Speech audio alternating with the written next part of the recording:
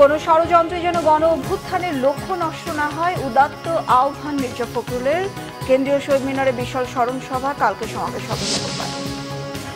আর অস্থিরতা করলে সব গার্মেন্টস বন্ধ, হুঁশিয়ারি মালিকদের। উপদেষ্টাদেরও কঠোর অবস্থান। ভারতের উস্কানিতে নতুন অঘটনের শঙ্কায় সাবেক সেনা কর্মকর্তারা। অন্তর্বর্তী সরকারের 38 দিনের মাথায় ঢাকায় লু সহ মার্কিন টিম। বিনিয়োগ বৃদ্ধির সম্ভাবনা। কাল ডক্টর ইউনূস সহ উপদেষ্টাদের সাথে বৈঠক। আওয়ামী লীগকে ছাড়াও সুষ্ঠু নির্বাচনের আশা বদিউল আলম মজুমদারের। ইসির নিরপেক্ষতার চেয়ে রাষ্ট্রের নিরপেক্ষতা জরুরি, অভিমত বিশিষ্টজনদের। ক্রাউন সিমেন্ট সংবাদ শিরোনাম দেখছিলেন, এবার বিস্তারিত। গণতন্ত্র পুনঃপ্রতিষ্ঠার লড়াইয়ে নিহতদের ভুলে না গিয়ে ঐক্যবদ্ধ হয়ে শহীদদের হত্যার বিচারের দাবি জানিয়েছেন কেন্দ্রীয় শহীদ মিনারে জড়ো হওয়া শহীদ পরিবার, সুশীল সমাজ ও রাজনৈতিক ব্যক্তিবর্গ।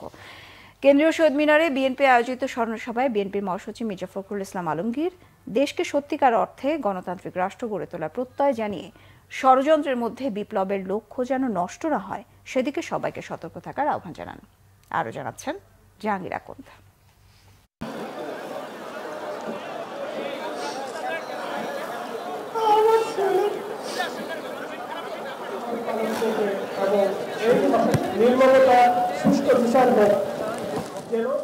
সন্তানহারা শহীদ ইয়ামিনের বাবার এমন আর্তনাদে চোখ ভিজে ওঠে কেন্দ্রীয় শহীদ মিনারের উপস্থিত সবার।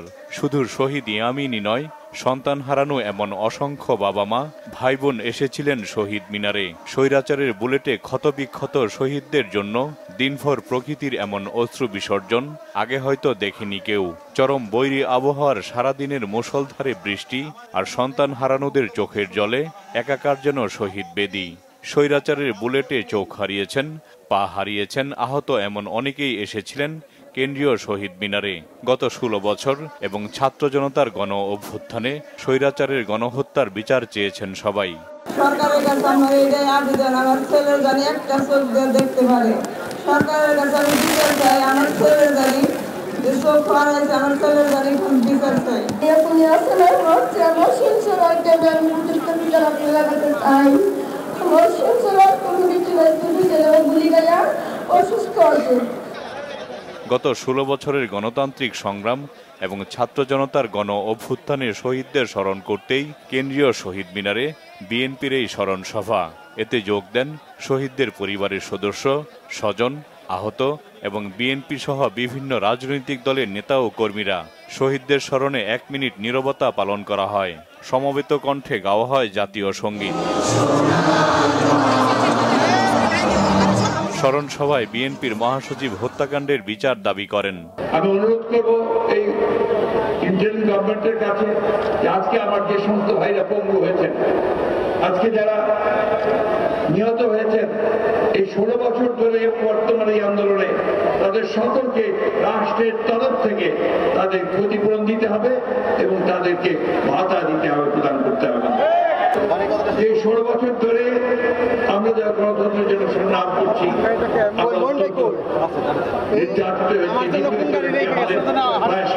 ভাই বোন তারা খুন হয়ে গেছে, সেই আয়না ঘর হয়েছে। আমাদের মায়ের যাকে ছেলে মেয়েরা এখনো কেঁদে বেড়াচ্ছে, ছোট্ট শিশুটি এখনো তার বাবাকে খুঁজছে। আজকে সেই মানুষগুলোকে খুঁজে বের করার ব্যবস্থা করতে হবে। গোপালগঞ্জে স্বেচ্ছাসেবক দলের নেতাকর্মীদের উপর হামলার নিন্দা জানান মির্জা ফখরুল। আজকে আমরা সবাই বলছি যে আমরা স্বাধীন হয়েছি, হয়তো স্বাধীন হয়েছি, হয়তো হয়েছি, এখনো চতুর্দিকে নাগিনীরা ছড়াইছে নিঃশ্বাস।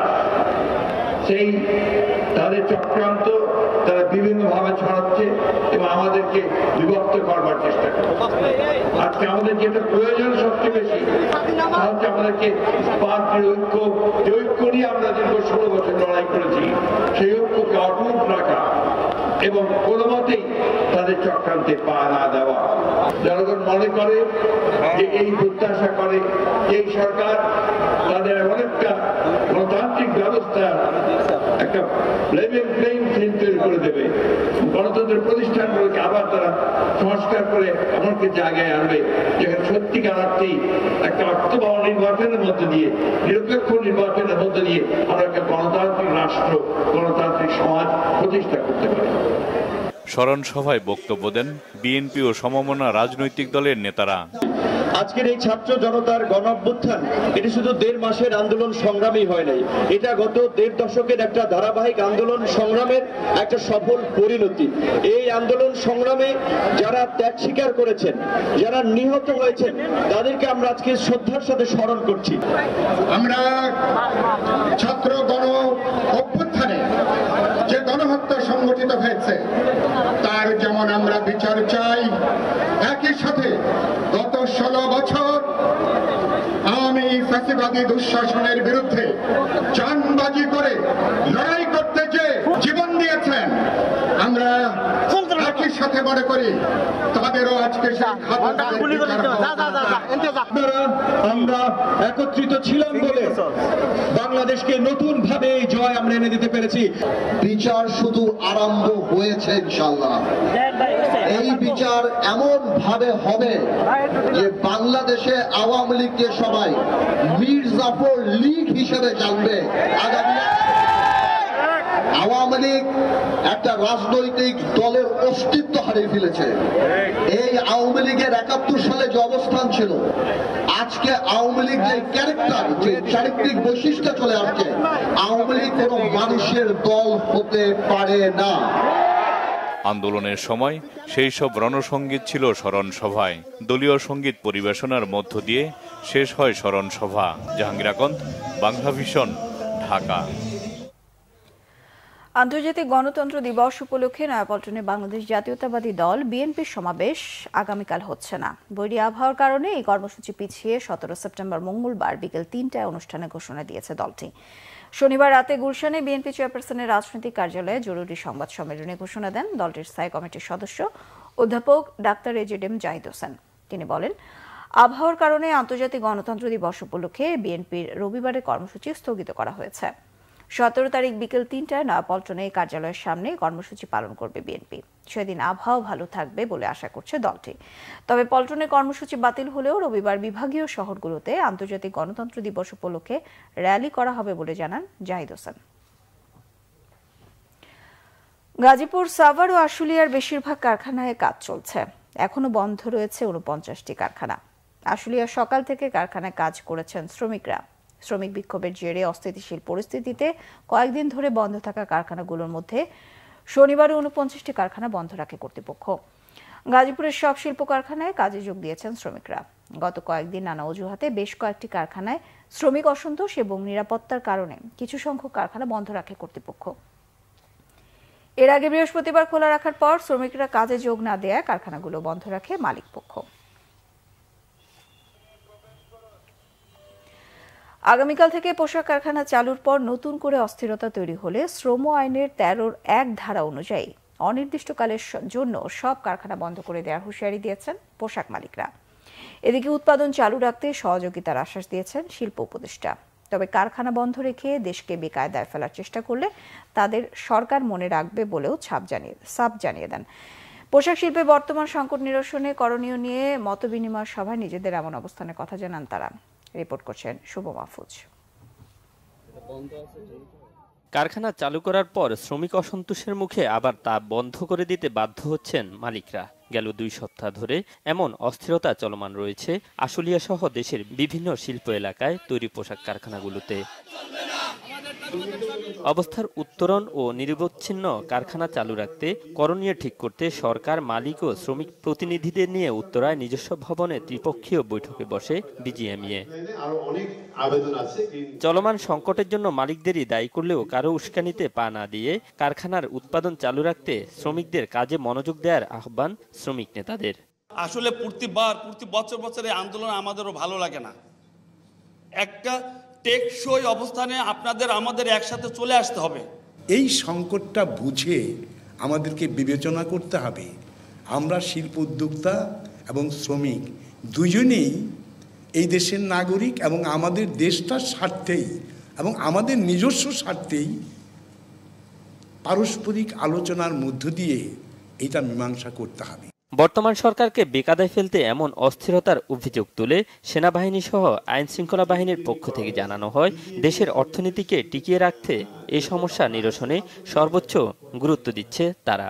মাননীয় প্রধান উপদেষ্টার নেতৃত্বে আমাদের এই বাংলাদেশকে একটা অনন্য পরিচয় নিয়ে এই গার্মেন্টস শিল্পকে হয়তো একটা অন্য জায়গায়, অন্য লেভেলে আমরা নিয়ে যাব, সেইখানেই কিন্তু আমরা দেখছি একটির পর একটা ঘটনা ঘটে এটাকে মুখ থুবড়ে দেওয়ার জন্য চেষ্টা করা হচ্ছে। এই শিল্প কলকারখানা, শুধু গার্মেন্টস শিল্পের কথাই বলবো না, ওষুধ শিল্প এবং অন্যান্য শিল্প কলকারখানা সবগুলো সেক্টরে যেন একটা নিরাপদ পরিস্থিতি বা পরিবেশ ফিরে আসে, সেই জন্য আমরা সর্বশক্তি নিয়োগ করে কাজ করে যাচ্ছি। এ সময় শ্রমিকদের যৌক্তিক দাবি মেনে নেয়ার আশ্বাস দিয়ে মৎস্য ও প্রাণী সম্পদ এবং শ্রম ও কর্মসংস্থান উপদেষ্টা জানান, বাংলাদেশের পোশাক শিল্প ধ্বংসে ষড়যন্ত্র করছে অন্য কেউ। অন্তর্বর্তীকালীন সরকারের বয়স মাত্র 1 মাস হলো, আমাদেরকে একটু সময় দেন। আমরা আমাদের দিক থেকে যা যা করার দরকার আছে আমরা অবশ্যই করব, কিন্তু এই দেশকে বাঁচাতে হবে, এই দেশকে বাঁচাতে হলে এই শিল্পকে বাঁচাতে হবে।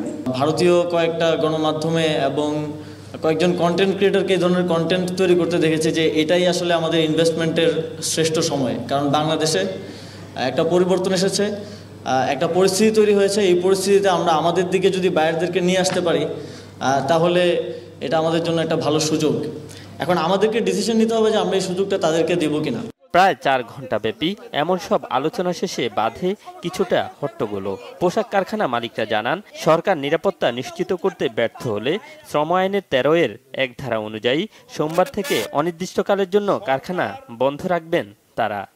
আপনারা যদি বলেন কালকে থেকে ফ্যাক্টরি আপনারা চালান, সরকার দায়িত্ব নেবে আপনাদের প্রোটেকশন দেওয়ার, আমরা চালাবো।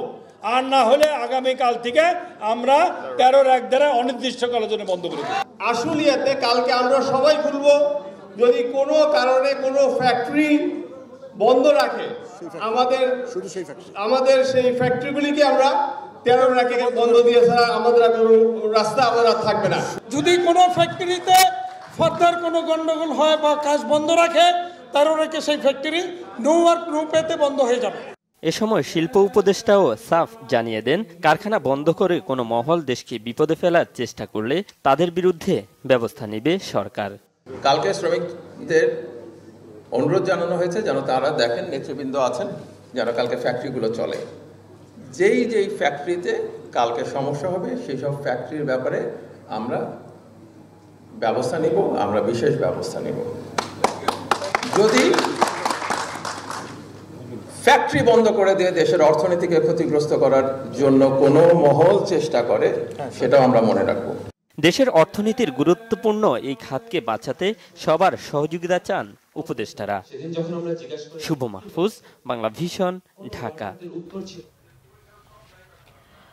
ভারতের উস্কানিতে বাংলাদেশে আরও অঘটন ঘটতে পারে, এ ব্যাপারে সবাইকে প্রস্তুত ও সতর্ক থাকার আহ্বান জানিয়েছেন বিশিষ্টজনেরা। এক সেমিনারে এই আহ্বান জানান তারা। বক্তারা আরও জানিয়েছেন, গত 16 বছর পুলিশ ও সেনাবাহিনীর কিছু কর্মকর্তা দানবে পরিণত হয়েছিল, এজন্য আয়নাঘর তৈরি হয়েছিল। আরও জানাচ্ছেন দীপন দেওয়ান। জুলাই আগস্ট বিপ্লবে সশস্ত্র বাহিনীর অবদান এবং বিপ্লবোত্তর ভূমিকা শীর্ষক সেমিনারের আয়োজন করে retired armed forces officers welfare association rava. অনুষ্ঠানে বক্তারা বলেন, বর্তমান প্রেক্ষাপটে অবসরপ্রাপ্ত সেনা কর্মকর্তারা রাষ্ট্রযন্ত্রকে সাহায্য করতে পারে। এ ব্যাপারে অন্তর্বর্তী সরকারকে উদ্যোগী হওয়ার আহ্বান জানান বক্তারা। সমস্ত অপরাধীদেরকে বঙ্গোপসাগরের ভাষাঞ্চরে নিয়ে যাওয়ার জন্য তাদেরকে বিচারালয়টা ওখানেই হইতে হবে, সো দ্যাট আমরা তাদেরকে প্রতি বিপ্লব এবং অন্যান্য কর্মকাণ্ড, টাকা পয়সা ছড়ানো, এই সমস্ত তাদেরকে সরিয়ে দিতে পারে। পুলিশ যেভাবে দানবে পরিণত হয়েছে কিছু অফিসার, বিপ্লব কুমার, এই যে হারুন, বেনজির, এদের মতো আমাদেরও মিলিটারিতে সেরকম জিয়াউল হাসান, সোহেল বা এরকম আরো কিছু অফিসার তৈরি হয়েছে। আমার কোনো বিবেক নেই, হাসিনা আমার বিবেক। জাস্ট এই জায়গাটায় আমরা দানব তৈরি করেছি। সেমিনারে বিশিষ্টজনেরা বলেন, আওয়ামী লীগ সরকার ক্ষমতায় না থাকলেও প্রতি বিপ্লব ঘটিয়ে পরিস্থিতি ঘোলাটে করার চেষ্টা করছে। থ্রেট বিএনপি ছিল, সো বিএনপিকে মামলা হামলা করে শেষ করো। থ্রেট সেনাবাহিনী, কারণ সেনাবাহিনী আপনাকে ডে টু ডে লাইফে কাজ লাগাতে পারলেও আপনাকে ক্ষমতাচ্যুত কিন্তু করতে পারে। সো উনি কি করলেন, উনি সেনাবাহিনীকে এরপর ডিস্ট্রয় করতে শুরু করলেন। সেনাবাহিনীটাকে আবার প্রফেশনাল জায়গায় ফিরিয়ে আনার ক্ষেত্রে আপনারা বাইরে থেকে প্রেসার দেয়া।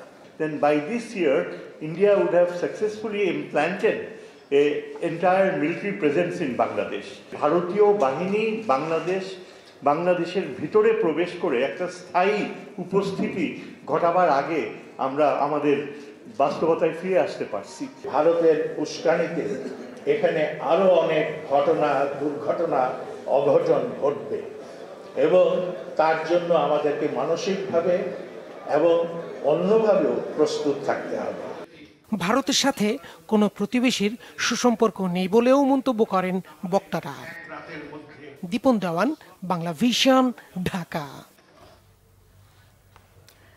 সাম্প্রতিক দেশব্যাপী দরগা ও মাজারে হামলার সাথে জড়িতদের দ্রুত আইনের আওতায় আনা হবে এবং তাদের বিরুদ্ধে কঠোর আইনানুগ ব্যবস্থা নেওয়ার কথা জানিয়েছে অন্তর্বর্তীকালীন সরকারের প্রধান উপদেষ্টার কার্যালয়। ধর্মীয় সাংস্কৃতিক স্থাপনা এবং সুফি মাজার সম্পর্কিত যে কোনো বিদ্বেষমূলক বক্তব্য হামলার তীব্র নিন্দা জানিয়ে প্রেস বিজ্ঞপ্তি দিয়েছেন প্রধান উপদেষ্টার কার্যালয়। বিজ্ঞপ্তিতে জানানো হয়, ধর্মীয় ও সাংস্কৃতিক স্থাপনা রক্ষায় আইনশৃঙ্খলা বাহিনীকে পর্যাপ্ত ব্যবস্থা নিতে নির্দেশনা দেওয়া হয়েছে।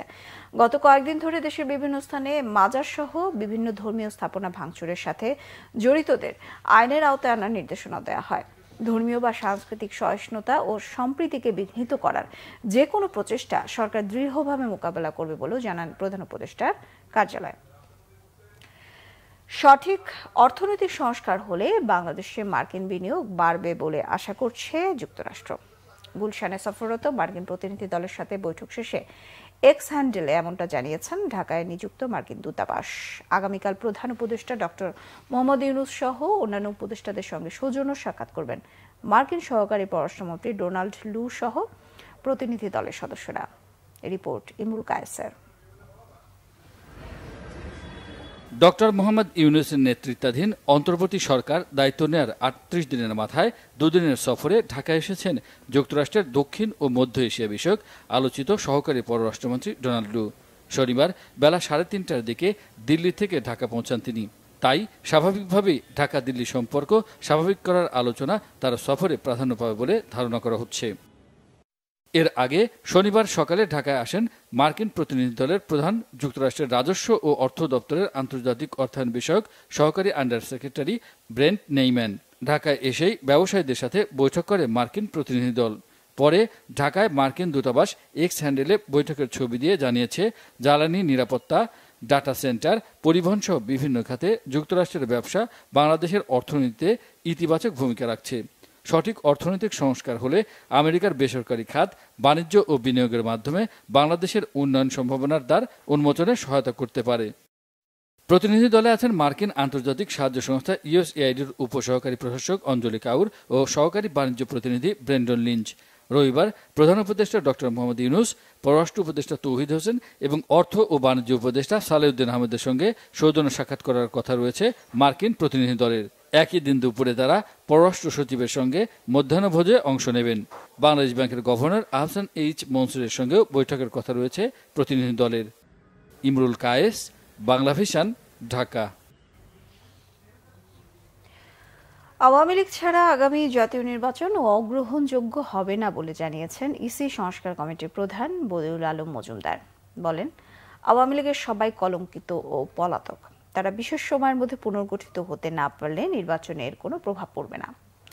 ডিবেট ফর ডেমোক্রেসি আয়োজিত গণতন্ত্র সুরক্ষায় রাষ্ট্র মেরামত এবং জাতীয় নির্বাচন নিয়ে ছায়া সংসদে কথা বলেন নির্বাচন কমিশন সংস্কার কমিটির প্রধান বদিউল আলম মজুমদার। তিনি বলেন, আওয়ামী লীগকে বিলুপ্ত করার পক্ষে কেউ নেই। বিশেষ পরিস্থিতিতে আওয়ামী লীগের বিচার সম্পন্ন না হলে এবং তারা পুনর্গঠিত হতে না পারলে নির্বাচন বাধাগ্রস্ত হবে না। যারা বিগত দিনের ডামি নির্বাচনের আয়োজন করেছে তারা সুস্পষ্টভাবে সংবিধান লঙ্ঘনকারী। সংবিধান লঙ্ঘনের অভিযোগে নির্বাচন পরিচালনার সাথে সরাসরি যুক্ত প্রশাসনিক কর্মকর্তা, আইনশৃঙ্খলা বাহিনী সহ 10 লাখ মানুষ সবাই নির্বাচনী অপরাধী। তাদের শাস্তি হওয়া যৌক্তিক বলে জানান।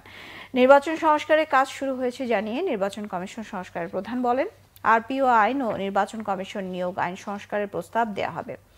এ সময় ডিবেট ফর ডেমোক্রেসির চেয়ারম্যান হাসান আহমেদ কিরণ বলেন, ছাত্র জনতার বিজয় ধরে রাখতে হলে সবাইকে ঐক্যবদ্ধ হতে হবে। দলমত বিবেচনা না করে দেশের জন্য এক হবার পরিকল্পনা নিয়ে বলে মন্তব্য তার। তাদের বিচার শেষ না হয় এবং তারা যদি পুনর্গঠিত না হয়, এবং যে আমি তো দেখি না কার নেতৃত্বে পুনর্গঠিত হবে। দুই একজন আছে, কিন্তু তারাও দুই একজন যে আছে তারাও আগ্রহী বলে মনে হয় না। আর সবাই তো কলঙ্কিত, সবাই তো হয় পলাতক। তো এই আমি নিশ্চিত নই এটার উত্তরটা। তবে আওয়ামী লীগ যদি তার মধ্যে পুনর্গঠিত না হয়, তাহলে তাদেরকে ছাড়া নির্বাচন করাটা অগ্রহণযোগ্য হবে না বলেই আমি মনে করি। দেশ নিরপেক্ষ না হলে নির্বাচন কমিশন নিরপেক্ষ হয়ে কোনো লাভ নেই। এজন্য রাজনৈতিক দলগুলোর সদিচ্ছা ও জবাবদিহিতার মানসিকতা জরুরি বলে মন্তব্য করেছেন বিভিন্ন পেশার প্রতিনিধিরা। প্রধান নির্বাচন কমিশনার ও নির্বাচন কমিশনার নিয়োগ পদ্ধতি নিয়ে রাজধানীর গুলশানের একটি হোটেলে আয়োজিত পলিসি ডায়ালগে এসব কথা বলেন বক্তারা। নির্বাচন কমিশন গঠনের জন্য আগে সকল অংশীজনকে নিয়ে আলোচনা করে সিদ্ধান্ত নেওয়ার পরামর্শ দেন কেউ কেউ। কমিশন গঠনের জন্য সার্চ কমিটি উন্মুক্ত রাখার পরামর্শ উঠে আসে আলোচনায়। এখন দেশে নির্বাচন কমিশন নেই, এটা অস্বস্তিকর বলেও মন্তব্য করেন বক্তারা। সাংবিধানিক কমিশন গঠনের মাধ্যমে নির্বাচন কমিশন গঠন করা যেতে পারে বলেও মতামত উঠে আসে এই আলোচনায়। নির্বাচন কমিশন সচিব সহ পুরো নিয়োগ পদ্ধতি ভিন্ন হওয়া উচিত বলেও মন্তব্য করেন আলোচকরা। 2022 সালে নির্বাচন কমিশন আইন বাতিলের দাবি জানান বিএনপির স্থায়ী কমিটির সদস্য সেলিমা রহমান। অর্থ উপদেষ্টা ডক্টর সালেউদ্দিন আহমেদ বলেছেন, অন্তর্বর্তীকালীন সরকারের সামনে প্রধান দুটি চ্যালেঞ্জ হলো ব্যাংক ও রাজস্ব খাতে সংস্কার। সরকারের অর্থের প্রয়োজন মেটাতে কর আদায়ে জোর দিয়েছেন তিনি। এছাড়া অর্থনৈতিক সংস্কারের জন্য মার্কিন প্রতিনিধিদের সহযোগিতা চাওয়া হবে বলেও জানিয়েছেন সালেউদ্দিন। বিস্তারিত সৈকত সাদিকের প্রতিবেদনে। শনিবার সকালে রাজধানীর আগারগাঁও জাতীয় রাজস্ব বোর্ডে বাংলাদেশ সিভিল সার্ভিস অ্যাসোসিয়েশন আয়োজিত আলোচনা সভায় প্রধান অতিথির বক্তব্য রাখেন অর্থ ও বাণিজ্য উপদেষ্টা ডক্টর সালেউদ্দিন। এই সময় সরকারের অর্থের প্রয়োজনে ব্যয় সংকোচন করে রাজস্ব আদায়ের উপর জোর দেন তিনি। তবে কর আদায়ে কাউকে চাপ না দেওয়ার নির্দেশ দেন অর্থ উপদেষ্টা। কোনো ক্রমেই যেন আপনাদের ভয়ের উদ্রেক না, মানে ইন্ডিয়ার অফিসিয়াল দেখে যে ওনার কাছে গেলে আমার কি হবে, এইটাই যেন না হয়। এটা একটু আশ্বস্ত করবেন, ন্যায় বিচার করবেন। ন্যায় বিচার মানে এথিক্যাল সেন্সে না, ন্যায় বাজারে আপনি তোমার ট্যাক্স দেওয়ার কথা, এই অ্যাসেসমেন্টে ট্যাক্সটা দেবে। তার মধ্যে কথা হলো ট্রান্সপারেন্সি থাকবে, অ্যাকাউন্টেবিলিটি থাকবে, আর সব হলো যে সরকারের যে কোনো কাজের জন্য আপনার যতটুকু সম্ভব রাজস্ব আদায় করবেন, কিন্তু লোকজন কষ্ট দিয়ে যেন আপনারা সেটা যাতে আপনাদেরকে দেখে লোকজন আশ্বস্ত হয় এবং ওরা যদি নিজে স্বতঃপ্রণোদিত হয়ে আসে যে ট্যাক্সটা দেবো। এ সময় তিনি আরও জানান, রবিবার বৈঠকে অর্থনৈতিক সংস্কার নিয়ে মার্কিন প্রতিনিধিদের সহযোগিতা চাওয়া হবে।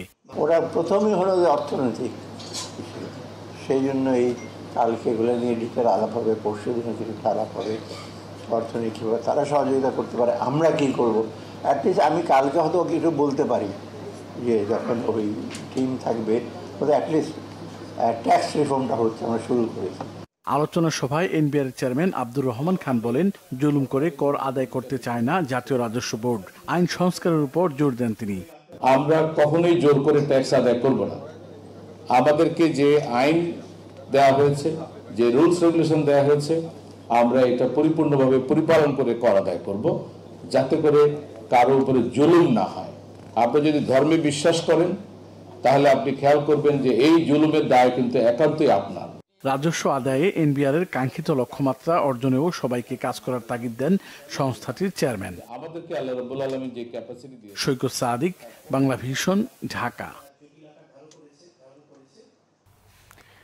সাবেক প্রধান নির্বাচন কমিশনার বিচারপতি আব্দুর রউফ বলেছেন, বাংলাদেশের গণতন্ত্র হতে হবে নিজেদের স্বকীয়তা বজায় রেখে। শনিবার জাতীয় প্রেস ক্লাবে গণবিপ্লবোত্তর জাতীয় প্রতিরক্ষা ব্যবস্থাপনায় জনগণের অংশগ্রহণ বিষয়ে আমজনতার ভাবনা বিষয়ে সেমিনারে তিনি কথা বলেন। জাতীয় পর্যবেক্ষক পরিষদ আয়োজিত সেমিনারে বিচারপতি আব্দুর রউফ বলেন, আমাদের অন্য দেশের গণতন্ত্রের কথা চিন্তা করে কোনো লাভ হবে না। তাদের মতো না হতে পারলে সেই ধরনের গণতন্ত্র এদেশে প্রতিষ্ঠা করেও সুফল পাওয়া যাবে না। সেমিনারে আরও বক্তব্য রাখেন অবসরপ্রাপ্ত কর্নেল কবি আশরাফ আল দিন, পিআইবির সাবেক মহাপরিচালক ডক্টর আব্দুল হাই সিদ্দিক, জাতীয় পর্যবেক্ষক পরিষদের আহ্বায়ক রেহানা সালাম, পরিষদের প্রধান উপদেষ্টা তোফাজ্জল হোসেন ও সদস্য সচিব মোহাম্মদ আতাউল্লাহ খান সহ অন্যান্যরা। যে আমাদের গণতন্ত্র ছাড়া গণতন্ত্র নাই।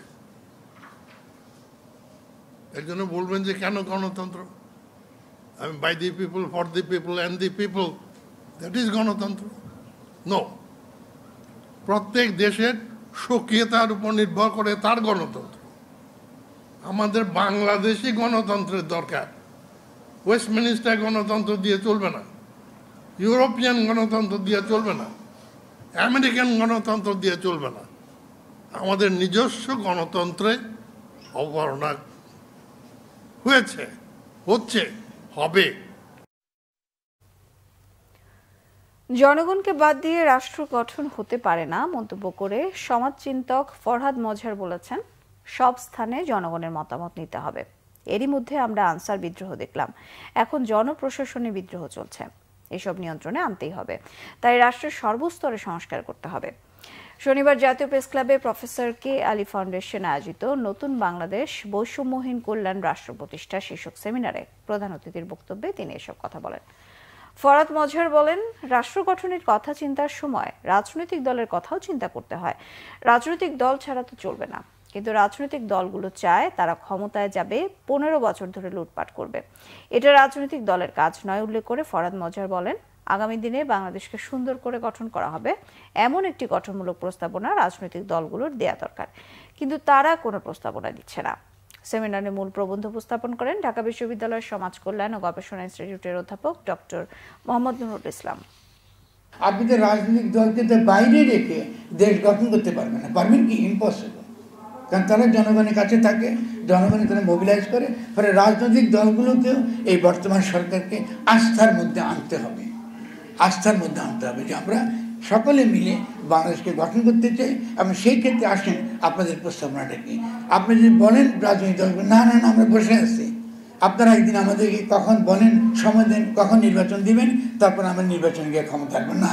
রাজনৈতিক দলের কাছে আমরা এরকম দায়িত্ব জ্ঞানহীন মন্তব্য চাই না।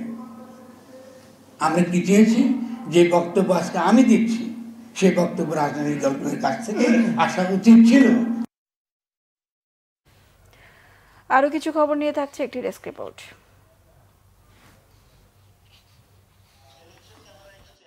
বাংলাদেশের রজত জয়ন্তী ও কবি সম্মেলন হয়েছে রাজধানীতে। বৃষ্টি ভেজা সকালে ইঞ্জিনিয়ার ইনস্টিটিউশনে উৎসব ব্যানারের মোড়ক উন্মোচন করেন শিক্ষাবিদ ডক্টর আনোয়ার উল্লাহ চৌধুরী। কবিতা বাংলাদেশের সভাপতি কবি আল মুজাহিদির সভাপতিত্বে এবং সাধারণ সম্পাদক প্রফেসর ডক্টর মাহফুজুর রহমান আখন্দের পরিচালনায় এর আয়োজন করা হয়। এবার উৎসবের প্রতিপাদ্য উষার দুয়ারে হানি আঘাত, আমরা নিব রাঙা প্রভাত।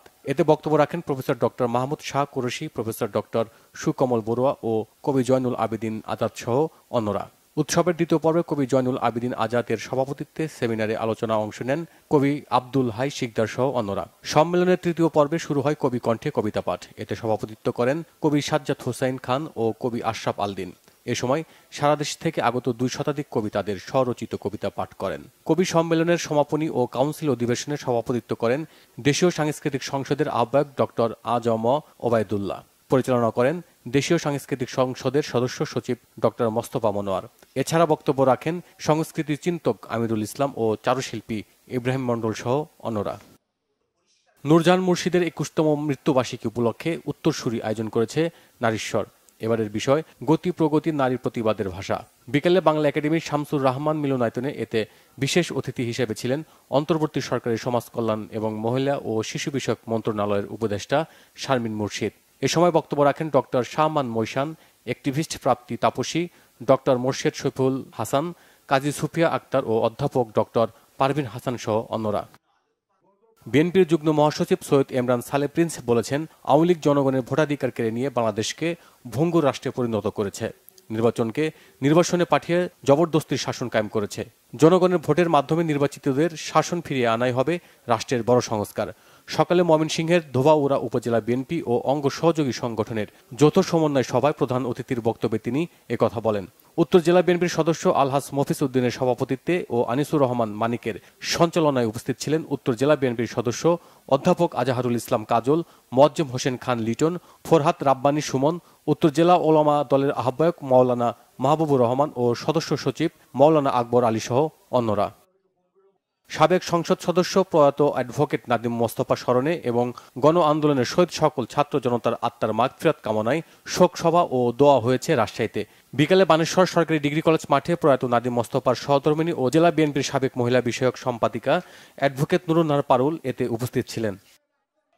গোপালগঞ্জে শুক্রবার আওয়ামী লীগের হামলায় স্বেচ্ছাসেবক দলের কেন্দ্রীয় নেতা শওকত আলী দিদার নিহতের প্রতিবাদে বিক্ষোভ মিছিল হয়েছে ব্রাহ্মণবাড়িয়ায়। সকালে স্থানীয় প্রেস ক্লাবের সামনে এতে উপস্থিত ছিলেন জেলা যুব দলের সহ সাধারণ সম্পাদক আশরাফ সহ অন্যরা। Bangla vision news desk. সংবাদ শেষ করব গ্রাম সিমেন্ট শিরোনামগুলো আরো একবার জানিয়ে।